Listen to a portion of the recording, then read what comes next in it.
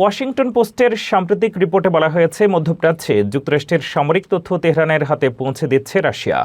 মার্কিন প্রতিরক্ষা মন্ত্রী পিট হেগসেথ সতর্ক করেছেন যে যুক্তরাষ্ট্র পরিস্থিতি নিবিড়ভাবে পর্যবেক্ষণ করছে এবং যে কোনো অপ্রত্যাশিত ঘটনা মোকাবেলা করবে।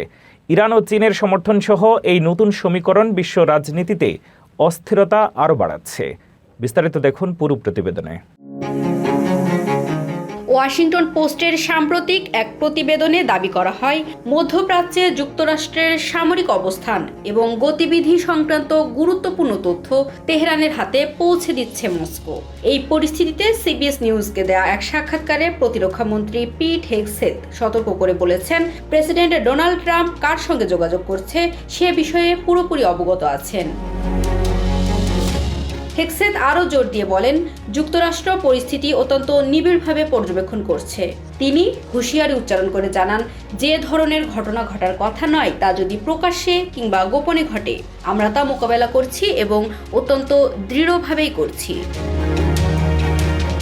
মার্কিন গোয়েন্দা সূত্রগুলো জানাচ্ছে, ইরান ও তাদের সামরিক সক্ষমতার উপর যুক্তরাষ্ট্র ইসরায়েলের ধারাবাহিক হামলার মাঝেই রাশিয়া প্রথমবারের মতো ইরানকে এমন গোয়েন্দা সহায়তা দিচ্ছে। যদিও ক্রেমলিনের মুখপাত্র দিমিত্রি পেসকভ এ বিষয়ে সরাসরি কোনো মন্তব্য করেননি, তবে তিনি স্বীকার করেছেন যে রাশিয়ার সঙ্গে ইরানের নিয়মিত কূটনৈতিক আলাপ চলছে। অন্যদিকে ইরানের পররাষ্ট্রমন্ত্রী আব্বাস আরাগচি জানিয়েছেন, এই সংকটময় মুহূর্তে রাশিয়া ও চীন উভয় দেশই তাদের রাজনৈতিক ও অন্যান্য উপায়ে সহায়তা করছে। বিশ্লেষকদের মতে, ইউক্রেন যুদ্ধের পাশাপাশি মধ্যপ্রাচ্যের এই নতুন সমীকরণ বিশ্ব রাজনীতিকে এক অস্থির পরিস্থিতির দিকে ঠেলে দিচ্ছে।